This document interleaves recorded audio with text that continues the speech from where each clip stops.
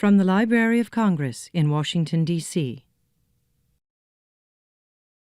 Good afternoon, and welcome to the 2015 National Book Festival. My name is Stacia Sister Anderson, and I'm a Library of Congress employee, and it's also wonderful to be standing here because I also assist with the Authors Program.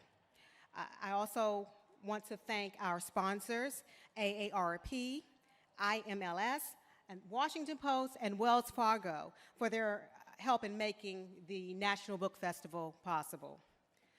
Our next author, Jean Reagan, born in Fairhope, Alabama, spent most of her childhood in Japan.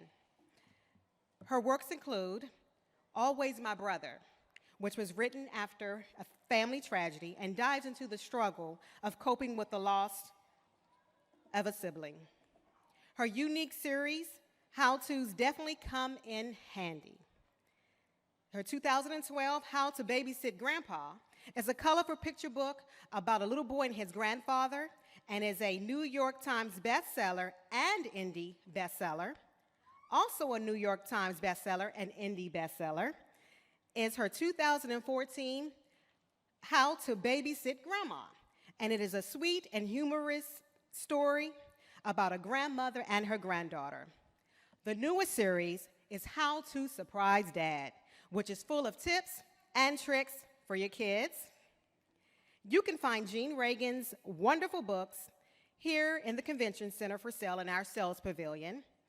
She will be signing at 5:30 to 6:30 p.m., so we do encourage you to stop by her line and have your book signed.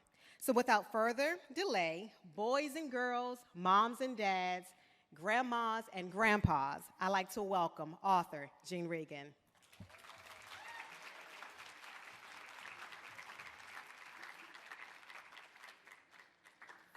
Hi, thanks for coming, everybody. I have a couple of show and tells, and then we're going to do, I have my presentation on a slide, so let me just make sure it's working. Okay, let me back it up. Okay, so let me do a couple of show and tells. One is an Indiana basketball team got to choose one book to have kids call in, and the basketball player would read the book to you. And look what book they chose, How to Babysit a Grandpa. I got so excited, I said, please send me a poster. That is so cool. And look, he's wearing the cat in the hat and everything. So that's one. If you're able to come to my signing, if you want to drop by, I have one book that I take to all my book signings, and I have anybody who wants to sign it. Are you allowed to write in a book usually? No.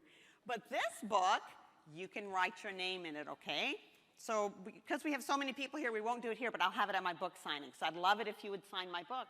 And I might sign your book too, so there you go. Okay, two more show and tells. In the back as you leave, I have bookmarks for all the kids, and one side says World's Best Grandpa, and the other side says World's Best Dad. So be sure to get one of these, and then I also have a button you can wear, and it says, I surprised my dad. So anyway, on your way out, don't forget to grab those. So I'm going to tell you a little bit about how I wrote the books, and we'll guess what book is coming out next and stuff like that, okay? So How to Surprise a Dad is the one that just came out. There we go. So the first one I wrote, besides the Always My Brother, which she mentioned, was How to Babysit a Grandpa. And do you think the little kid, who's really babysitting? The grandpa, right. So it's kind of a fun mixed up book. Then they said, we want you to write another book. And let's see if you can guess what that next book was. It's already been said. We can say it all instead of, it's kind of opposites. Instead of How to Babysit a Grandpa, it's How to Babysit a Grandma. That's right. Good job on the front row.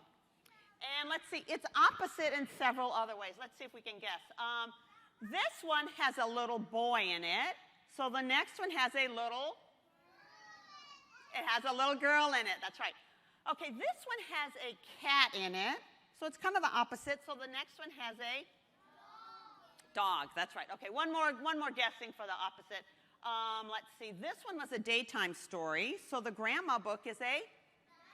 That's right. It's a sleepover one. So let's take a look. Okay, so let's see. It's a girl instead of a boy. It's a grandma instead of a grandpa, a dog, and then it's a sleepover story. So what I'm going to do is talk a little bit about me and how I wrote them, and then I'll read my favorite pages from each of the books, okay? Okay, I don't know if you remember, she said, I grew up in Japan. And that is a picture of my first grade class.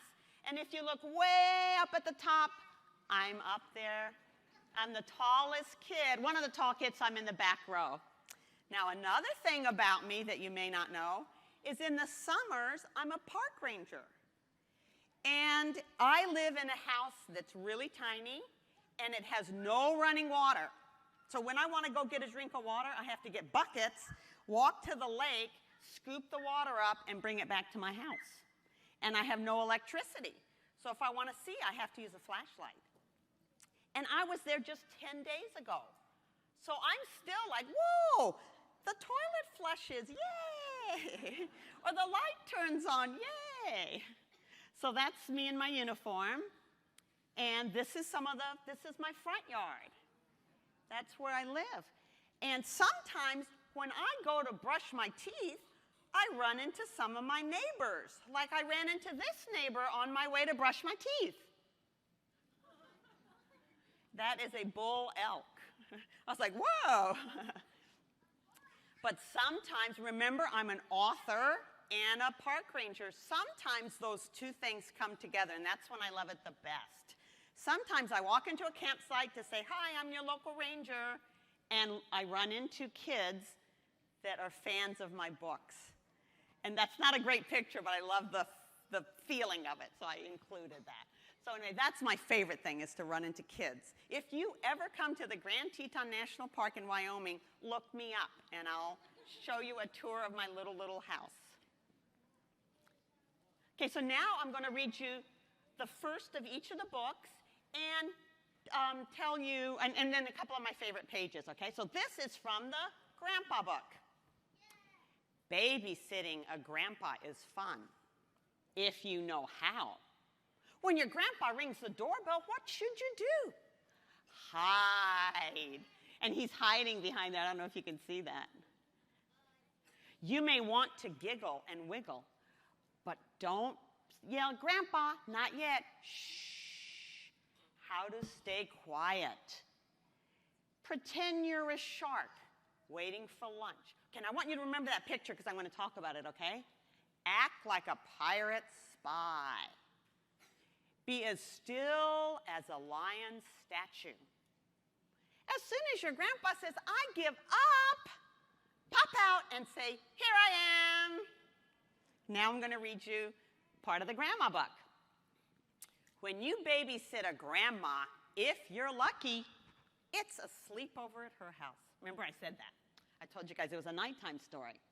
So then they go inside and do different things, and then they go to the park.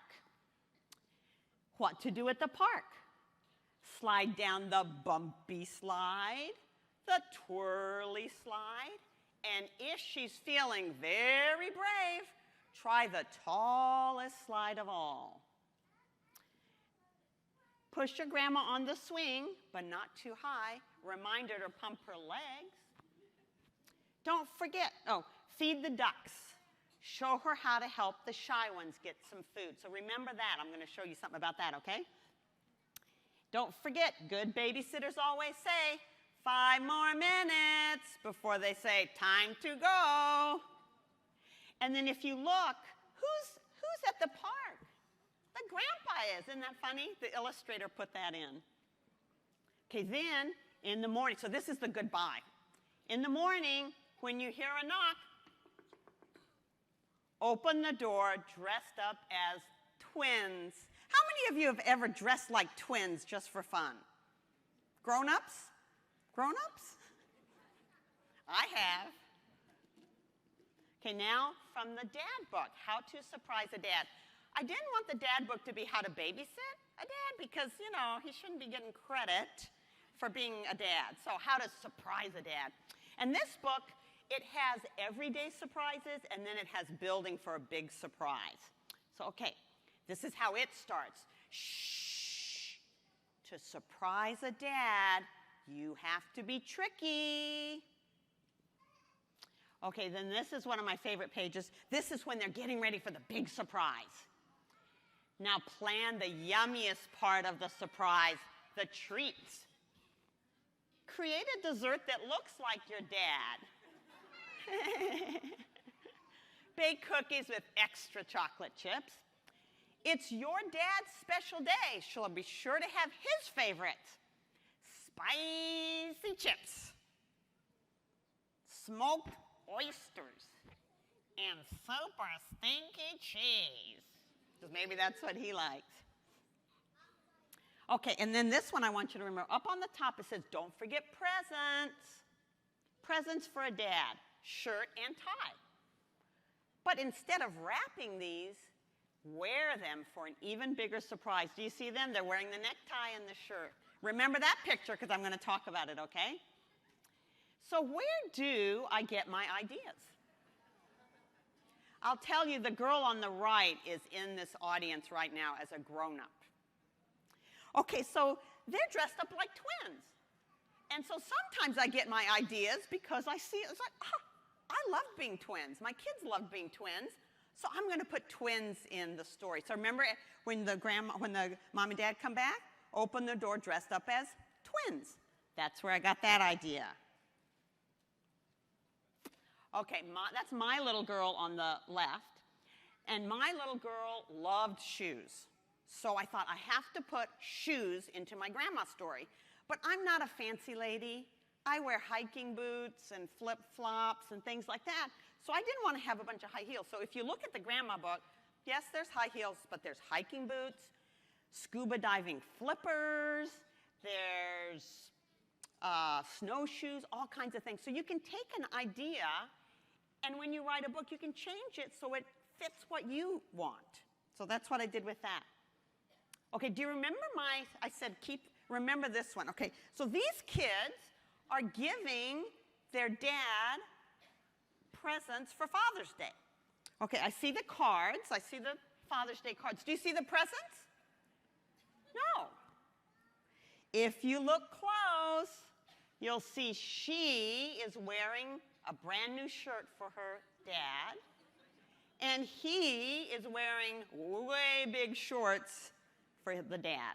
So see, I saw that and I thought, I like that idea. I'm going to steal it, borrow it, use it. So that was, remember that? Don't forget presents. Presents for a dad. Shirt and tie. So I changed it a little bit. Instead of wrapping these, wear them for an even bigger surprise. Okay, so the way I wrote the book, this is what the book looked like at the very beginning. The very first time I sat down and worked on it, that's what it looked like. You can tell it's a spiral notebook because of all the little curly cues on the side. And any idea I had, I wrote it down. Ooh, that'd be fun, that'd be fun, that'd be fun, that'd be fun. Then I put them all together and worked really, really hard, and I got it perfect.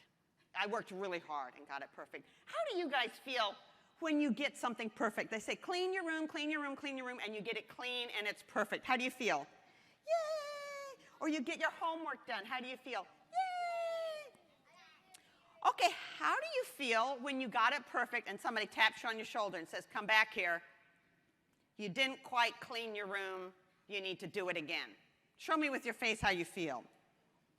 Or if your homework is done and somebody calls you back and says, you did it wrong, start over again. Show me with your face how you feel. Okay, so remember, I got it perfect. I was going, yay, I got it perfect. Then, this is what the editor's the ones that fix up some of the words. This is what they did. Blah, blah, blah, blah, blah, blah, blah. What were you thinking? Now, it does say great title. They did like the title, but blah, blah, blah, blah, blah. Oh, what were you thinking? Oh, cut. I think blah, blah, blah, blah, blah, blah, blah, blah, blah, blah, blah, blah, blah, blah, blah. Blah, blah, blah, blah, blah. Okay. How do you think I felt? Show me with your face how you think I felt. That's right. I felt grumpy. I felt frustrated. I felt whiny. I felt like, it's hopeless, I'm going to give up. But did I? No. I let myself feel whiny for a while, and then I got back to work. So then I got it perfect again. Then it was the illustrator. I don't draw the pictures. The illustrator draws the pictures. It was the illustrator's turn. So the illustrator, did he get it perfect the first time? No. It took him a couple of tries. So let's see some of the things he had to change. Okay, this one, you might remember I read this page. You might wiggle and want to giggle, but don't yell, Grandpa, not yet. Shh. How to stay quiet. Okay, look at that first picture, the one I have circled. It says, pretend you're a shark waiting for lunch. Okay, does that look very quiet? No. Okay, and do sharks eat standing up like that? Or do they lie down swimming? They lie down swimming. So he had to change that to that. So that was, you know, a good change. Okay. Next. Okay, this is for snacks for Grandpa. And the second one is olives served on fingertips. I don't know if you've ever done that with raspberries or olives. You stick them on your fingers like that, and you go pop, pop, pop, pop, pop. Oh, and raspberries. It works with raspberries, too. So I meant put it on your finger like this. Olives served on fingertips. Can you see up there where the smiley faces are, how he drew the picture? He drew it like you're balancing an olive on your fingertip, and you're going, hello? Would you like an olive? I'm like, that's not what I meant. That's what I meant. So that got changed. Okay, then one more of these. Oh, two more, actually. Okay, then on when the grandpa goes to the park, the lizards follow them home, and then his cat, and the lizards chase each other. It's like cat and mouse. Well, this is on the very last page, and this is the page where the grandpa and the little boy are saying goodbye, and they're going, oh, so it's called a oh page. It's like a sweet page. And look how he drew the picture. He drew the picture of the cat looking very full, very happy, and the lizards have turned into lizard bones. So we were like, I don't know about that. So anyway, that got changed to that. So the lizards are doing fine. Let's take a quick vote. How many people like it the way we did it with the lizards being just fine? Raise your hand. Okay. How many people like that way, the goofy way? So it kind of goes both ways. But you can see how even, things like that, you can always not sure which way would be fun to go. My daughter liked the other way. Okay, then this one, I showed you this one. So it says, push your grandma on the swing, but not too high. Reminder to pump her legs. Okay, does that look crazy, crazy, wild high? Yes. And I'm saying don't, so that got changed. And then look at this. It says, feed the ducks, show her how to help the shy ones get some food. Does that duck look very shy? No. So those both got changed too. So, okay, and then because I got frustrated, but then I worked a little harder, and because he was willing to make some changes, as she said, it made the indie bestseller list, like Politics and Prose is an indie bookstore, and then it made the New York Times bestseller. Okay, and then they asked me to do the How to Surprise a Dad. Now we're going to see if you can guess what the next book is. It doesn't have to do with a mom. You would think it might be a mom book. It's not a mom book. It comes out in about a month. It's, let's see, that's the one that just came out. Yeah, so it's what's coming after that. And let's see, it's how to catch somebody. And the person you want to catch knows if you've been bad or good. Yeah? Yep. How to Catch Santa. So that is coming out in October 20th, I think. So anyway, that's the next book coming out. And I am working on a mom book, and I'm working on a teacher book. So those will be coming out soon. So anyway, I think that's my last slide. So okay, so how are we on time? I think we do have time for questions. I was hoping we would. So if anybody has any questions. Oh, do you have a question?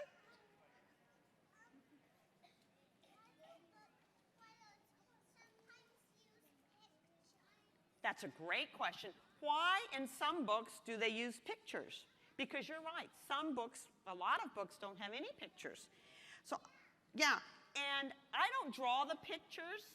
I wish I could, but so if I wrote a book all by myself, it would have no pictures.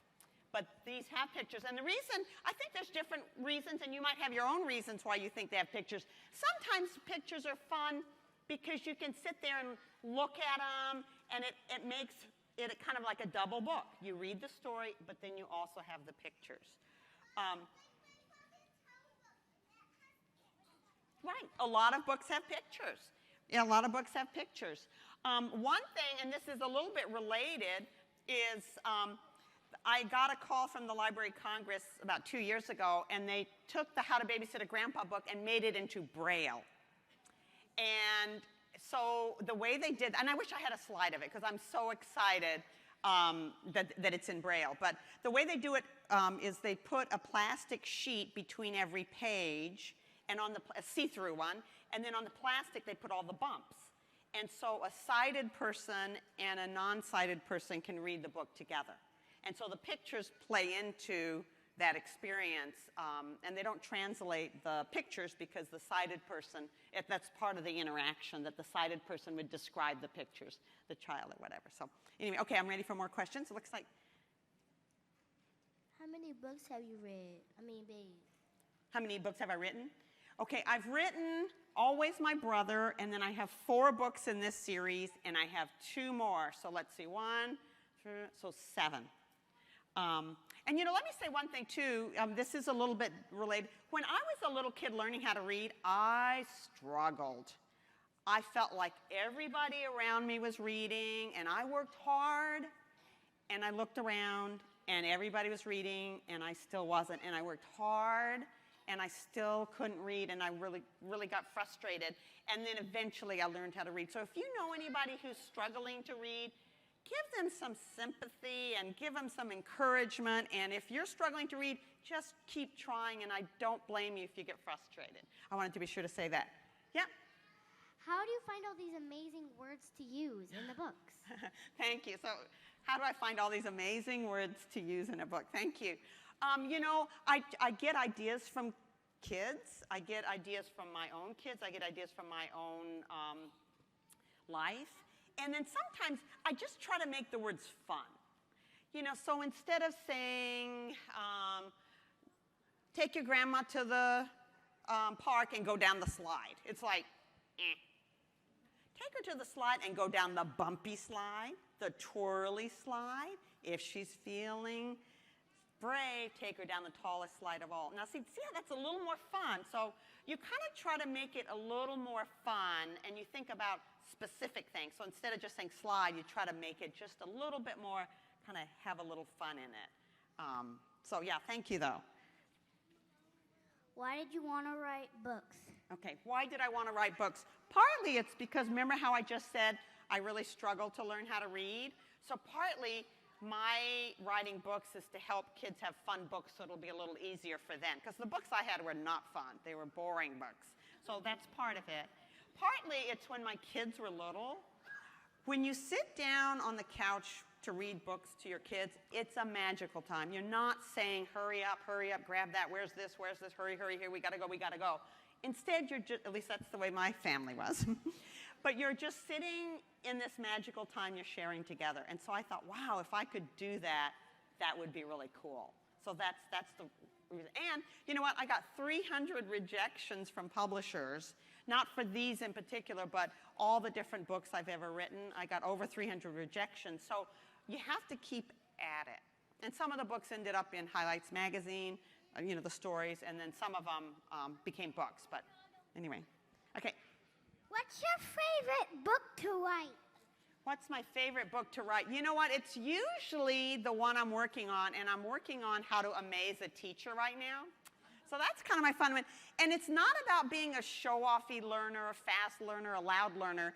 It's about, really, a teacher gets amazed if you help somebody else. A teacher gets amazed if you're feeling scared and you try something brave you've never tried before. It's those kind of things that amaze a teacher. Or you teach her something that she doesn't know. Okay, go ahead. How does it feel being an author of books? How does it feel to be an author of books? You know what? Sometimes it's a little scary. Like when I knew I had to come up here on the stage, I'm like, oh, I'm a little bit scared. So sometimes it's scary. Sometimes when I walk into a bookstore and I see my books there, it's like, hey, this is so exciting. So it's kind of all over. And sometimes it's very hard. I'm like, oh, this just doesn't sound exciting. This is boring. How do I make it better? So it's kind of a lot of different things. What's your favorite book? My favorite book, of the ones I wrote or of others? Do you like Knight in Shining Armor? That would be a good book. I haven't read that one, but that would be a fun one to read. Yeah, thank you. My favorite book, it's a little hard to answer. Yep. The pictures are really fun. I agree. And you know what? I didn't write the pictures. The illustrator wrote the pictures, and his name is Lee Wildish. And when the first book came out, the grandpa book, I was like, wow, this is so cool. I want to write him a thank you note. So, because my grandma would be proud. And so I called the publisher and I said, you know, I want to write him a letter and I have it ready to go. Can I have the address? And they said, oh, you know, we don't like to have you talk to each other. So send it to us and we'll send it to him. And so that's what I did because I was so excited. I think he's got really fun pictures. And oh, you should see the Santa book. Oh, you should see the teacher book. He's got some wild things going on in those. So thank you. Are you a famous author or just an author? You know what? Okay, so did you hear this? I guess you heard it, yeah. Okay, great. Okay, you know what? I'll tell you a trick. Thank you. You know what? I'll tell you, I'm not a famous author because people know my books, but they don't know my name. And they don't know what I look like. So I can go anywhere and I'm like, but if if someone says, oh, you're an author, yeah, like, what do you write? And I say, I wrote How to Babysit a Grandpa. Then they go, oh, my teacher read it to me. So I'm not famous for what I look like. I'm not famous for my name, but sometimes my books are famous. So that kind of is a complicated answer, but that's the honest one. Okay. Do you have any more questions? Oh, sorry, I didn't see you. I think your name is cool. Thank you. She said, I think my name is cool. Thank you so much. Did you have a question? What's my favorite story? You know, my favorite story, that's a hard question to answer because I like so many of them. You know what? I would say one of my favorite stories is a Mo Willems book that isn't very famous, and it's called The Naked Mole Rat Gets Dressed. That is a goofy one. If you haven't read that, that is a goofy, fun one. You have that book. Great. I do too. That's a fun one. Are you going to write a book about a mom? Oh, sorry, what? Are you going to write a book about a mom? I am. And I'm working on that one, and I think it's either going to be how to love a mom or how to take super care of a mom. And I already have some fun ideas on that one. It's time, don't you think? There's a grandpa book, a grandma book, a dad book. Who's missing? Why not have a mom? That's right.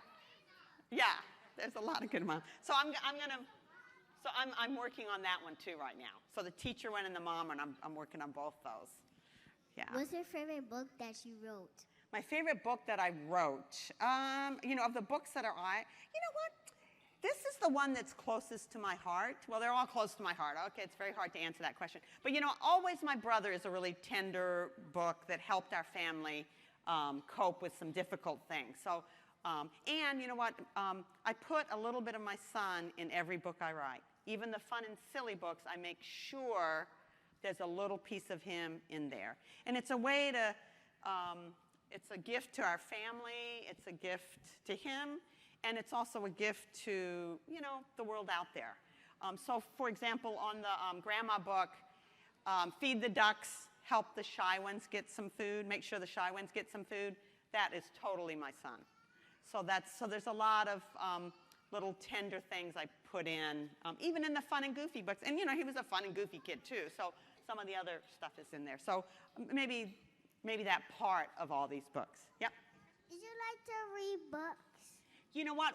When I finally learned to read books, I liked it. But at the beginning, I just worked so hard and I just couldn't read, and I found it so frustrating. And I was almost all the way through 3rd grade before I really read.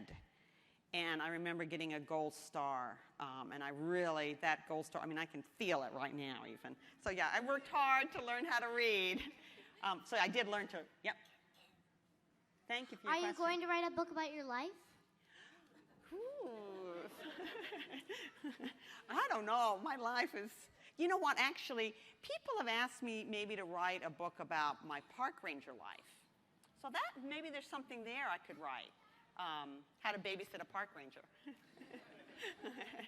There's a young man. Oh, I'm sorry. I can't see up here. So sorry. How do I write books? Oh, well, you know, did you see the first part where I write down all my ideas? And then I get ideas from other people, and then I try to string them together in an order that makes sense. So it can't be just a shopping list that's kind of random. You have to figure out a way. So I try to put them in an order that makes sense, and then I try to